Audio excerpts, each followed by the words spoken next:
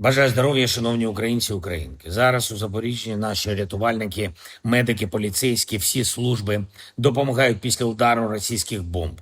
Авіабомби по місту, по звичайній забудові, по автовокзалу, по одній з клінік. На жаль, є постраждалі. Усі отримують допомогу. Дякую кожному нашому працівнику ДСНС України. Всім службам за те, що дуже оперативно реагуєте і завжди за будь-яких обставин зберігаєте життя людей. Сьогодні росіяни по всьому периметру фронту, у прифронтових громадах, у прикордонних містах, наших селах, вони знову продовжили забирати життя. Жодні дедлайни, жодні очікування від них не працюють. Вони не хочуть зупиняти вбивства. Єдине, що вони шукають, це шлях, як вбити Україну. Ми чітко розуміємо загрози. Всі партнери так само, як ми, абсолютно чітко розуміють загрози. Всі бачать, що жодного реального кроку Росії до миру, жодного кроку на землі чи в повітрі, які могли би зберегти життя, немає. Тому потрібні санкції. Потрібен тиск, сила потрібна. Сила передусім Сполучених Штатів, сила Європи, сила усіх націй світу, які хочуть миру та спокою у міжнародних відносинах. Якщо Росія не хоче зупиняти війну, значить треба зупиняти її економіку. Майже цілодобово цими днями ми говоримо з усіма, хто поважає міжнародне право. Будуть ще зустрічі, будуть ще контакти. Тільки за цей день я говорив з прем'єр-міністром Швеції, з президентом Казахстану, з президентом Азербайджану.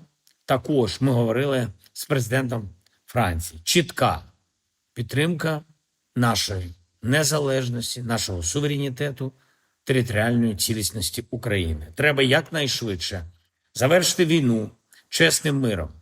Чесний мир потрібен. Чітка підтримка того, що все, що стосується України, має вирішуватись за участі України. Так само, як це має бути і щодо кожної іншої незалежної держави. Всіх треба поважати. Дякую всім, хто саме на такій позиції разом з Україною. Також готуємо зі Швецією нові кроки у розвитку нашої української бойової авіації. Це може бути сильний проєкт на десятиліття. Я хочу також відзначити окремо нашу енергетичну співпрацю з Азербайджаном. І ми це дуже цінуємо. Сьогодні з президентом Алієвим ми обговорили нещодавні російські удари саме по тим енергетичним об'єктам, які пов'язують Україну та Азербайджан. Очевидно, що це цілеспрямовані атаки. І не тільки по цих об'єктах, а й по нашій співпраці. Для мене особливо цінно, що президент Азербайджану завірив, і це настрій також України, що ми продовжимо співпрацю попри будь-які виклики. Звісно, наша команда працює зі Сполученими Штатами Америки. Жодного дня ми не зупиняємо комунікацію щодо того, як забезпечити справжній мир. Ми розуміємо намір росіян спробувати обманути Америку. Ми не допустимо цього.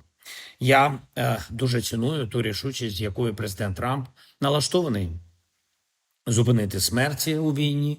І щодня багато людей віддають свої життя. Але єдиною першопричиною цих вбивств є бажання Путіна воювати та маніпулювати усіма, з ким він контактує. Ми в Україні добре знаємо Росію. І саме тому в надзвичайно складних умовах українці витримали вже понад 3 роки повномасштабної війни. Ми обов'язково захистимо державу, захистимо свою незалежність. Дякую усім, хто допомагає. Ще одне. Сьогодні була доповідь у головкома Олександра Сирського, в тому числі щодо Сумщини. Продовжуємо витискати російські сили з нашої землі. Є потрібні результати. Я дякую кожному солдату, сержанту та офіцеру, які захищають Україну. Нашу Сумщину, Харківщину, нашу Донеччину, Луганщину, наше Запоріжжя, нашу Херсонщину. За успішні дії на Сумщині я хочу відзначити передусім 33-й та 225-й окремі штурмові полки. Також воїнів сил спеціальних операцій. Дякую вам за стійкість та знищення окупанта на Покровському напрямку. Цей напрямок залишається дуже важливим, дуже складним. Я відзначу 14-ту бригаду оперативного призначення Нацгвардії, воїнів 155-ї окремої механізованої бригади, 1-го штурмового полку, 2-го батальйону 92-ї окремої штурмової бригади та аеромобільного батальйону нашої 79-ки. Дякую кожному, хто на передовій, на бойових постах і завданнях, кожному, хто б'ється за нас, за Україну і наші національні інтереси, як за себе самого. Відчуваю вашу підтримку. Обов'язково захистимо Україну. Слава Україні!